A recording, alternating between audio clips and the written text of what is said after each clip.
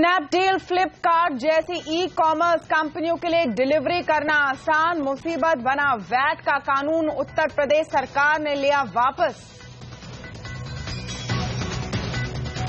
चीन का इकोनॉमी को बूस्टर डोज, 1 साल के भीतर 36 बार घटाई दरें। अमेरिका यूरोप के बाजारों में तेजी, जानकारों ने कहा भारत के लिए भी है अच्छी खबर। बाजार में आज बुल का दिखा बोलबाला, सेंसेक्स करीब 200 पॉइंट उछला, 2 महीने की ऊंचाई पर बंद। केन इंडिया के साथ मर्जर पर दोबारा विचार करेगी वेदांता। 27 अक्टूबर को होगी बोर्ड बैठक, छोटे शेयरधारकों को ज्यादा फायदा देने के लिए बदलाव संभव। एग्जाम में सिली मिस्टेक हो जाता है ना, अगर हम करीब 140 करोड़ डिविडेंड कम डिक्लेयर करते तो ये नेगेटिव नेटवर्थ, पॉजिटिव नेटवर्थ, इसके बारे में कभी चर्चा ही नहीं होती।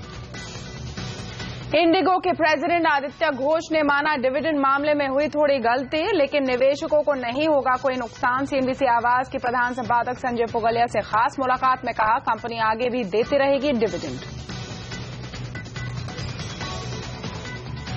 दालों की जमाखोरी के खिलाफ सरकार का हल्ला बोल, अब तक 50,000 टन से ज्यादा दाल जब्त। इंपोर्टरों ने कहा स्टॉक लिमिट में मिले छूट।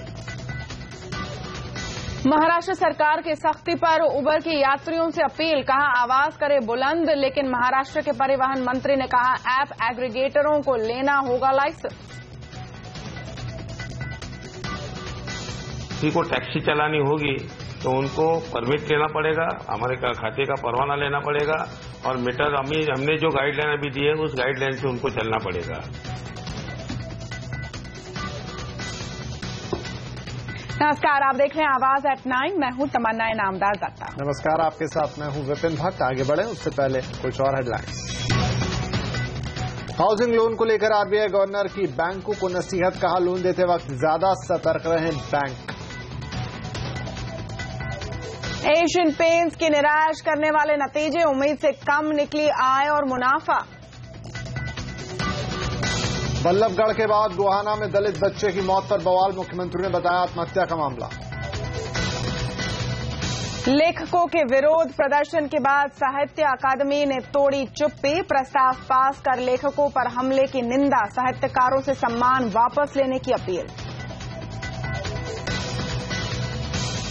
और होंडा करेगी देश में करीब 4000 होंडा सिटी का रिकॉल। फरवरी 2014 से नवंबर 2014 के बीच बनी ऑटोमेटिक गियर वाली कारों की वापसी। और इस वक्त की सबसे बड़ी खबर, एक्सक्लूसिव सीएनबीसी आवाज पर, स्नैपडील, फ्लिपकार्ट जैसी ई कॉमर्स कंपनियों के लिए डिलीवरी करना अब आसान हो गया है। इनके लिए वैट के जो कानून अब तक मुसीबत पैदा कर रहे थे, उत्तर प्रदेश सरकार ने उसे वापस ले लिया है। हालांकि उत्तराखंड सरकार की तरफ से अभी भी सख्ती बनी हुई है। पूरी खबर जानने के लिए चलते हैं हमारे दिल्ली ब्यूरो चीफ लक्ष्मण रॉय के पास, जो ये खबर ले आए हैं। लक्ष्मण, ई कॉमर्स कंपनियों को किस तरह की राहत मिली है? देखिए, हमें जो एक्सक्लूसिव जानकारी मिली है उसके मुताबिक उत्तर प्रदेश सरकार का जो एक्साइज डिपार्टमेंट है उसने उस कानून को वापस ले लिया है जो कि वैट से जुड़ा हुआ था, जिसमें यह कहा गया था कि अगर कोई कंपनी डिलीवरी करती है तो उसे फॉर्म 39 देना होगा, जिसके तहत जो भी सामान खरीदेगा उसे उस फॉर्म पर यह जानकारी देनी होगी कि उसने सामान का ऑर्डर कहां से किया, सामान की डिलीवरी कहां से हुई और सामान किस गाड़ी से आया उसका नंबर बताइए। तो ये जो फॉर्म 39 था उससे काफी ज्यादा मुसीबत हो रही थी और ये शर्त खासतौर से वैसे मामलों में लागू हो रही थी जहां पे 5000 रुपए से ज्यादा की कीमत का सामान की डिलीवरी हो रही थी। इस वजह से हाल के दिनों में जो आपने देखा बड़ा सेल लगा था, सेल से सामान की बिक्री हुई थी, उसमें महंगे सामानों की डिलीवरी अभी तक होने में काफी दिक्कत हो रही थी और खतरा यह था कि लोगों को शायद इस ऊंची कीमत, इस शर्त की वजह से ज्यादा कीमत चुकानी पड़े। लेकिन अब हमें सूत्रों से एक्सक्लूसिव जानकारी मिली है कि उत्तर प्रदेश सरकार का जो कमर्शियल विभाग है उसने इस कानून को वापस ले लिया है, यानी फॉर्म 39 ई कॉमर्स कंपनियों पर लागू करने की जो शर्त थी उसे सरकार ने वापस ले लिया है और यहां पर एक ऑर्डर जारी किया है। वो ऑर्डर कॉपी हमारे पास है। उस ऑर्डर में साफ तौर से कहा गया है कि अब इनके लिए इसको लागू करना जरूरी नहीं होगा।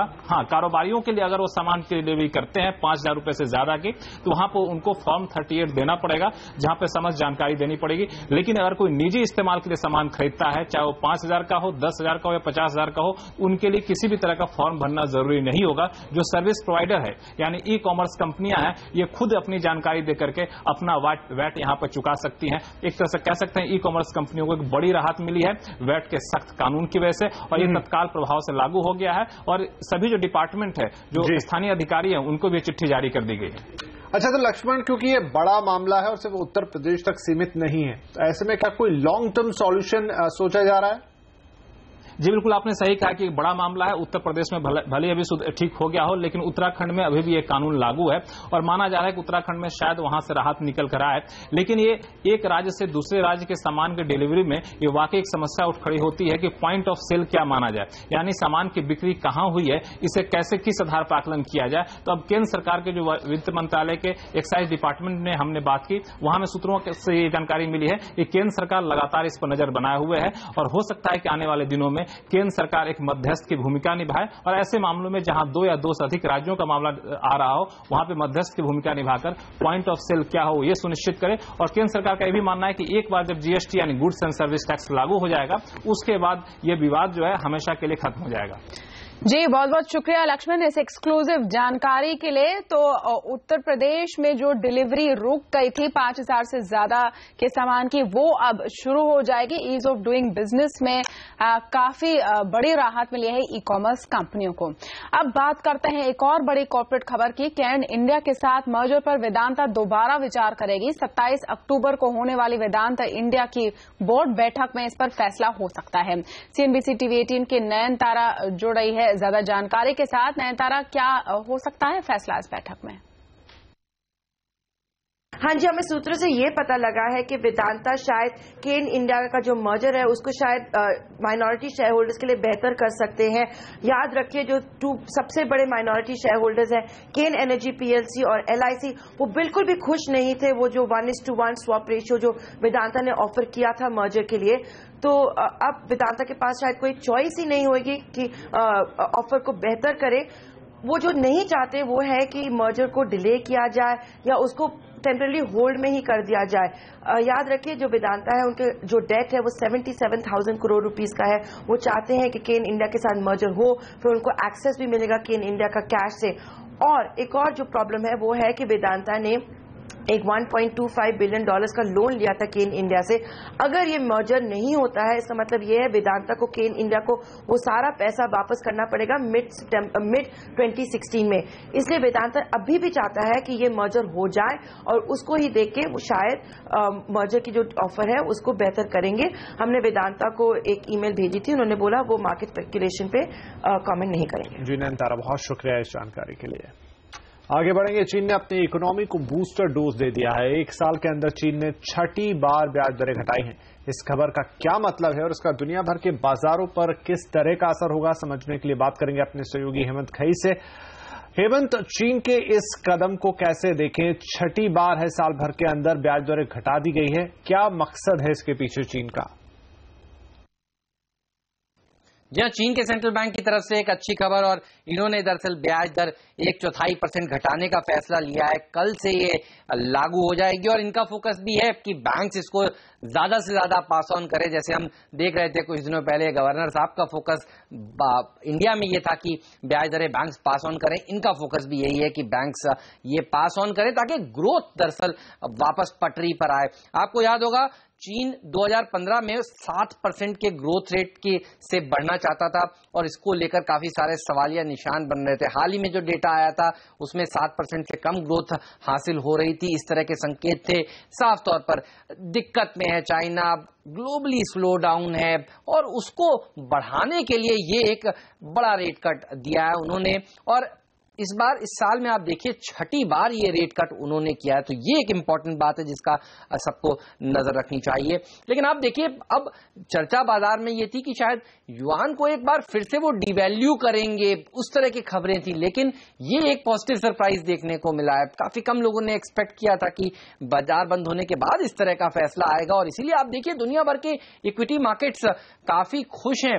यूरोप में एक अच्छी तेजी इस समय देखने को मिल रही है। इवन डाउ जोन्स एक अच्छी रैली जो 300 पॉइंट की कल दिखा चुका है, आज देखिए अच्छा प्रदर्शन वहां पर भी देखने को मिल रहा है। तो इक्विटी मार्केट्स अच्छा प्रदर्शन दिखाते हुए इस सरप्राइज रेट कट के बाद, और अब सोमवार को चाइना के मार्केट्स इसके ऊपर रिएक्ट करेंगे, भारतीय बाजार इसके ऊपर रिएक्ट करेंगे, और अगले हफ्ता इंपॉर्टेंट इसलिए भी है क्योंकि देखना होगा जो अच्छी इजी पॉलिसी का स्टांस ईसीबी ने कल लिया था, आज चाइना की तरफ से रेट कट आया है, एफओएमसी किस तरह के फैसले लेता है, अगले हफ्ते उनकी भी बैठक का सबको इंतजार है।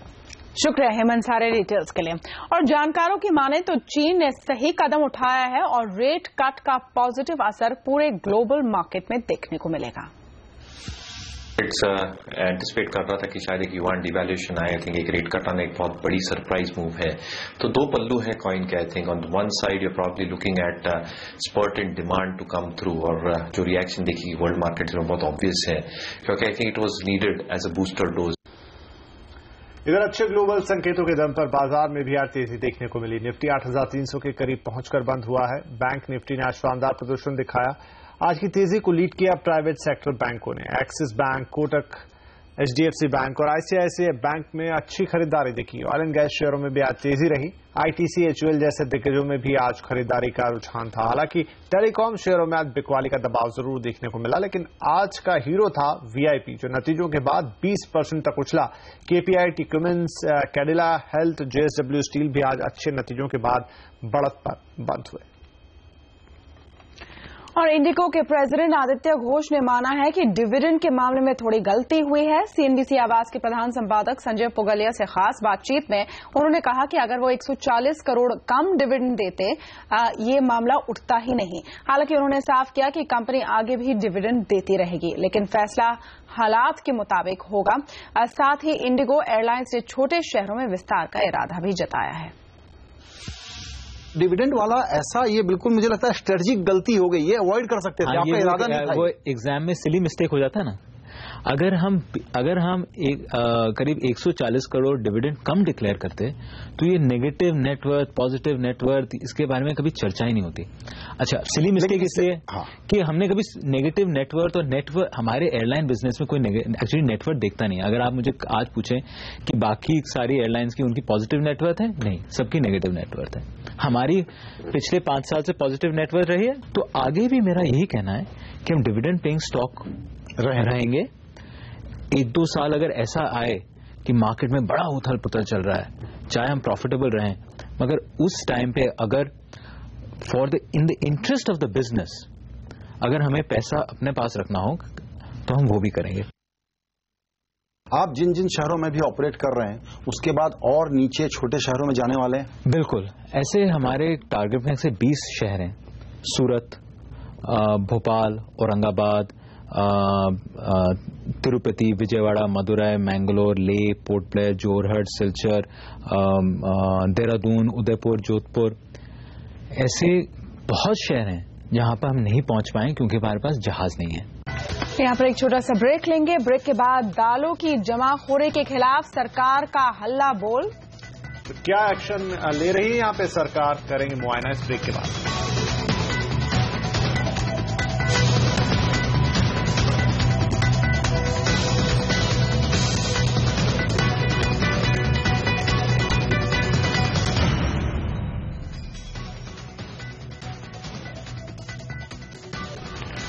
देश भर में दाल की जमाखोरी के खिलाफ सरकार का कैंपेन तेज होता जा रहा है। अब तक देश भर में 50,000 टन से ज्यादा दाल जब्त कर ली गई है। छापेमारी में सबसे ज्यादा महाराष्ट्र में दाल जब्त हुई है, तो वहीं सबसे कम हिमाचल में। करीब अब तक 3,149 जगहों पर अलग अलग राज्यों में छापे मारे गए हैं। जमाखोरी के खिलाफ छापेमारी की कार्रवाई से थोक मार्केट में दाल की कीमतें भी कम हो रही है। आपको दिखाते हैं टॉप 5 राज्य जहां दाल की जमाखोरी के खिलाफ कार्रवाई हुई है। यह है महाराष्ट्र, जहां पर करीब 30,000 टन से ज्यादा दाल जब्त की गई है। नंबर 2 पर है कर्नाटक, करीब 6,000 टन की जब्ती। छत्तीसगढ़ में 4,500 टन दाल जब्त की गई है, जबकि तेलंगाना में 2,500 टन जब्त हुआ है और मध्य प्रदेश में 2,200 या करीब 2,300 टन दाल जब्त की गई है। वैसे दिवाली तक दालों की महंगाई से थोड़ी राहत मिल सकती है। जमाखोरों के खिलाफ सरकार की सख्त कार्रवाई के बाद थोक बाजार में दाल के दाम गिरना शुरू हो गए हैं। ऐसे में इस बात की पूरी उम्मीद है कि अगले 15 से 20 दिनों में खुदरा बाजार में भी इसका असर देखने को मिलेगा। अरहर और उड़द की दाल के देश में खुदरा बाजार में डबल सेंचुरी लगाने के बाद केंद्र सरकार हरकत में आई और एक के बाद एक कड़े फैसले लिए गए। नतीजा ये निकला कि देश के अलग अलग राज्यों से करीब 50,000 टन दाल जब्त की गई। यही नहीं, इसके बाद दाल इंपोर्टर और थोक व्यापारियों ने बाजार में अपना स्टॉक भी पहुंचा दिया। इंपोर्टर्स ने सरकार के सामने ये ऑफर भी रखा है कि वो रोजाना 1 लाख किलो अरहर दाल 135 रुपए किलो के भाव पर देंगे। हम कल से ही 1 लाख किलो तुअर दाल कोई भी गवर्नमेंट एजेंसी को ऑन अ डेली बेसिस 135 रुपया किलो में देने के लिए रेडी है। आज आलम यह है कि दिल्ली के थोक बाजार में अरहर दाल 100 रुपए क्विंटल और उड़द दाल 200 रुपए क्विंटल तक सस्ती हो गई है। अरहर दाल के दाम 12,100 से 12,400 रुपए क्विंटल हो गए हैं, जबकि उड़द दाल की कीमत 9,300 से 11,000 रुपए क्विंटल तक नीचे आ गई है। जानकारों के मुताबिक दाल के दाम में गिरावट का खुदरा बाजार पर असर अगले 15 दिनों में दिख सकता है। मैं समझता हूं कि अब दिवाली के बाद धीरे धीरे दाम कम होने शुरू हो जाएंगे, क्योंकि काफी मात्रा में इंपोर्ट हो रहा है। यहाँ पे यहाँ के भी जो अभी यहाँ की जो प्रोडक्शन है वो भी अभी यहाँ शुरू हो जाएगी, यहाँ की जो क्रॉप शुरू हो जाएंगी, प्लस यहाँ फ्रेश वेजिटेबल्स की सीजन शुरू हो जाएगी। तो नेक्स्ट 1 महीने 1.5 महीने के अंदर प्राइस सारे कंट्रोल में आ जाएंगे। केंद्र सरकार ने दाल को लेकर जो गंभीरता दिखाई है, अगर उसे राज्य सरकारों का साथ मिलता रहा तो थाली में दालें फिर से अपनी जगह बना लेंगी। अगर यही कदम कुछ वक्त पहले सरकार ने उठाए होते तो आज दालों के दाम 200 रुपए के पार ना पहुंचते। लेकिन चलिए, देर आए दुरुस्त आए, और अब यही उम्मीद करते हैं कि आने वाले साल सरकार ये गलती फिर से नहीं दोहराएगी। अर्णव वसावड़ा, दिल्ली। रिजर्व बैंक ने बैंकों को हाउसिंग लोन पर चेतावनी दी है। आरबीआई गवर्नर रघुराम राजन के मुताबिक बैंकों को सुनिश्चित करना होगा कि वे हाउसिंग लोन में जोखिम न लें। We had a number of setbacks in large project loans, and so increasingly the flavor of the moment is let's all make housing loans. Of course, when you make housing loans, you better be careful you're not picking up the lower risk, the higher risk housing applicants and venturing into an area which is already well served, at least through traditional means. How do you make sure that as you move more into this area, you're mitigating risk and making the right kinds of loans? और आगे देखिए क्यों social media में Mumbai wants उबर की मुहिम हुई है शुरू।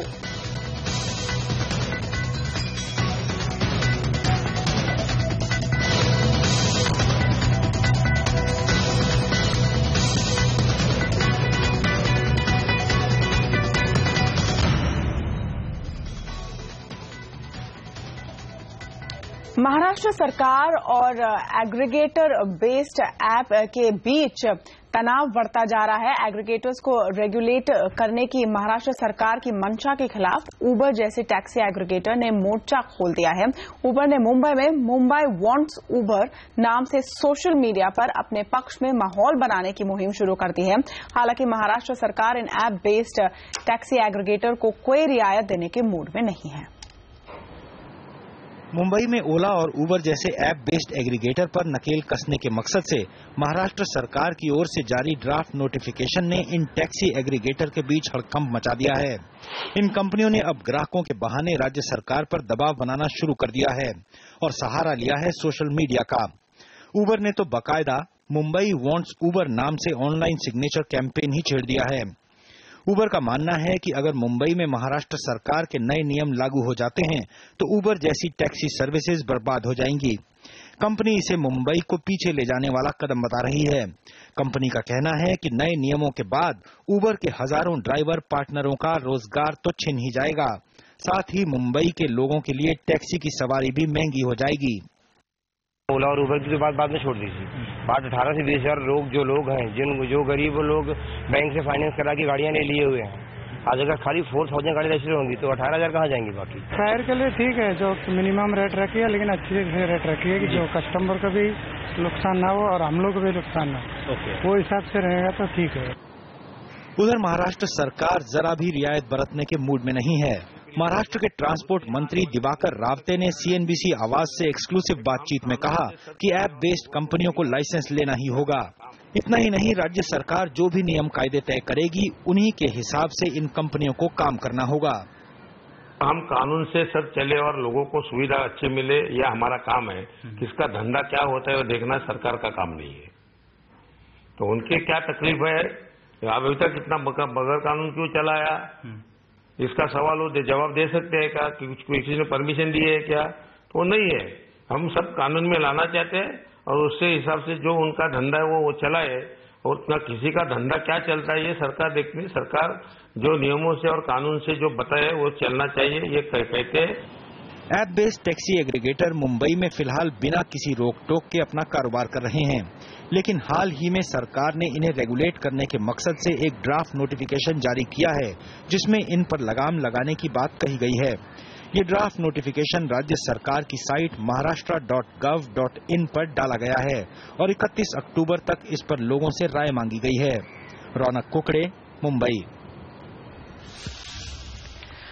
तो क्या कहेंगी तमन्ना, अगर ऐसा हुआ तो एक तरफ टैक्सी वालों के लिए सोचा जा रहा है, लेकिन दूसरी तरफ जो बहुत बड़ा वर्ग है जिसको इस तरह की टैक्सी सर्विसेज से राहत मिली थी वो मुश्किल में पड़ेगा। मेरा बस इतना कहना है कि आपको अगर नियम लागू करने हैं तो ये भी नियम लागू कीजिए कि कोई भी टैक्सी कोई भी ग्राहक को मना नहीं कर सकता, मनमानी नहीं कर सकता, मीटर फिक्स रिग नहीं कर सकता, तब जाकर आप नियम लागू कीजिए। सही बात है, क्योंकि आपको संतुलन बनाए बिना कोई नियम लागू नहीं करना चाहिए। चलिए इसी चर्चा के साथ आवाज एट 9 में हमें दीजिए इजाजत। नमस्कार। नमस्कार।